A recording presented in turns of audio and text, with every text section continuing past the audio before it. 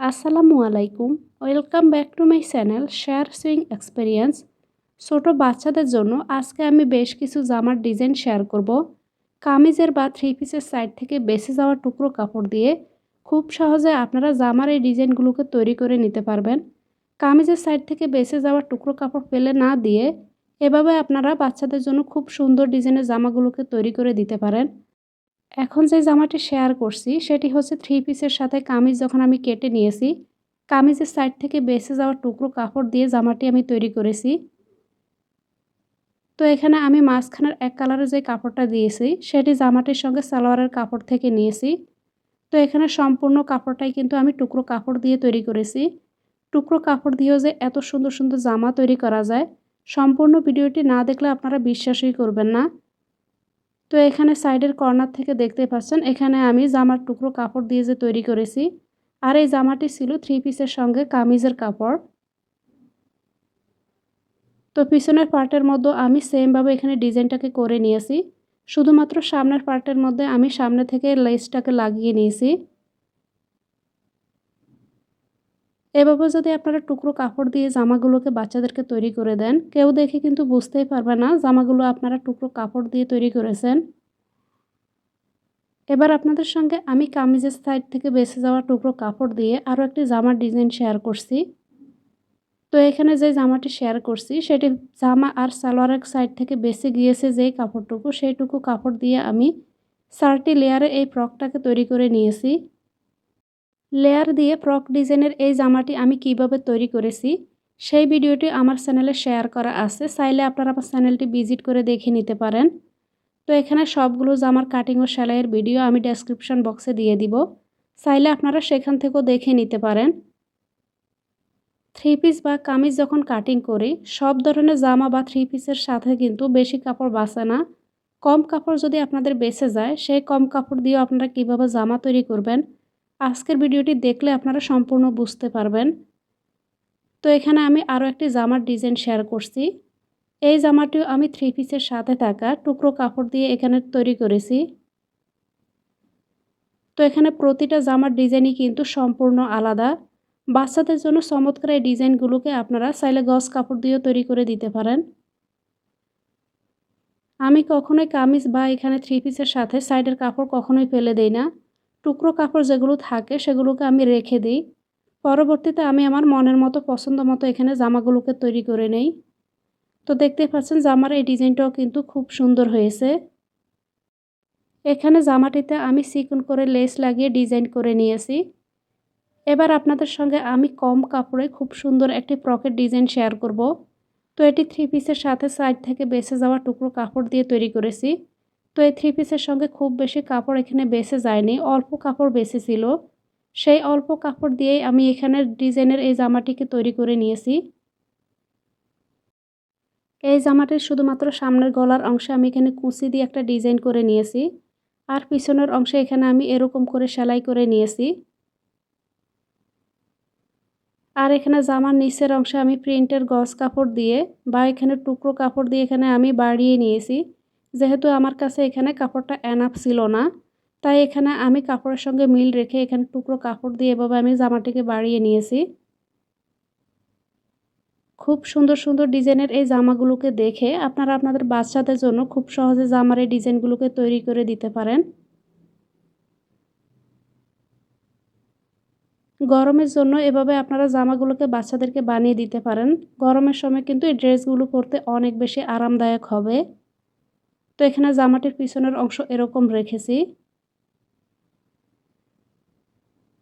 এই জামাটিরও কাটিং ও সেলাই করার ভিডিও আমার চ্যানেলে শেয়ার করা আছে।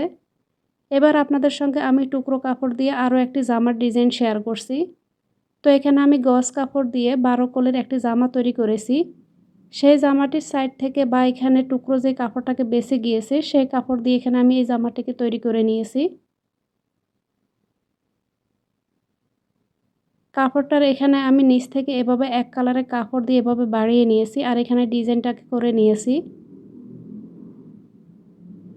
আর এখানে সাইড প্লিটেড ফ্রকের মতো এখানে আমি সাইড থেকে এভাবে কুঁচি দিয়ে জামাটিকে তৈরি করে নিয়েছি। এবার আমি আপনাদের সঙ্গে বাচ্চাদের জন্য খুবই সুন্দর ডিজাইনের একটি টপস শেয়ার করব। এভাবে টপস বানিয়ে আপনারা বাচ্চাদেরকে স্কার্ট বা এখানে প্যান্টের সঙ্গে বা প্লাজোর সঙ্গে পরাতে পারেন। তো এখানে টুকরো কাপড় দিয়ে আমি ফুল হাতা ডিজাইনের একটি টপস তৈরি করে নিয়েছি। আর হাতার অংশে এখানে আমি এভাবে ইলাস্টিক লাগিয়ে সেলাই করে নিয়েছি। আমার কাছে যেহেতু কাপড়টি এনাফ ছিল না, তাই এখানে নিচ থেকে এরকম একটি লেস লাগিয়ে আমি বাড়িয়ে নিয়েছি।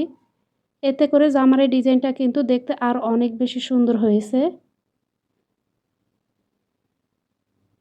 জামার এই ডিজাইনগুলো ভালো লাগলে প্লিজ ভিডিওতে একটা লাইক দিতে ভুলবেন না, সেই সঙ্গে চ্যানেলটিকে সাবস্ক্রাইব করে নিতে ভুলবেন না। এবার অল্প কাপড়ে আরও একটি জামার ডিজাইন শেয়ার করছি। এই জামাটি তৈরি করার সময় আমার কাছে এনাফ কাপড় ছিল না, তো এখানে উপর থেকে এখানে কাপড়ের সঙ্গে মিল রেখে আমি এরকম কাপড় দিয়ে এখানে সেলাই করে নিয়েছি। আর যে একেবারে চিকন চিকন করে যে টুকরো কাপড়গুলো বেঁচে গিয়েছে, সেই কাপড়গুলো দিয়ে এখানে কলি আকারে আমি কাপড়টিকে এভাবে বাড়িয়ে নিয়েছি। তো এখানে কলিগুলোকে দিয়ে এভাবে আমি ঘেরের কাপড়টাকে বাড়িয়ে নিয়ে জামাটিকে সেলাই করে নিয়েছি। আর এখানে কাপড়টির নিচে এখানে এরকম একটি কাপড় দিয়ে আমি কাপড়টিকে লম্বা সাইড থেকে বাড়িয়ে নিয়েছি।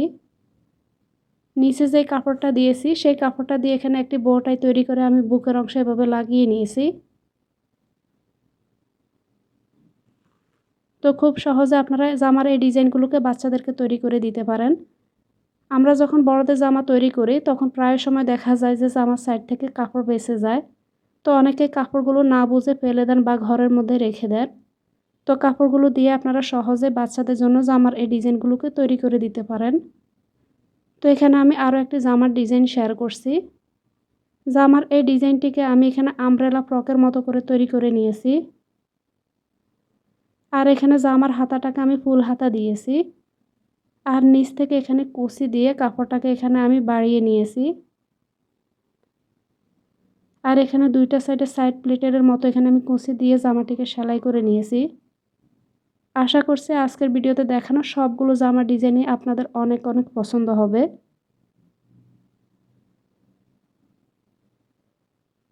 আপনারা চাইলে আমার চ্যানেলটি ভিজিট করে দেখতে পারেন। বাচ্চাদের জন্য কামিজের সাইড থেকে বেঁচে যাওয়া কাপড় দিয়ে আরও বেশ কিছু জামার ডিজাইন চ্যানেলে শেয়ার করা আছে।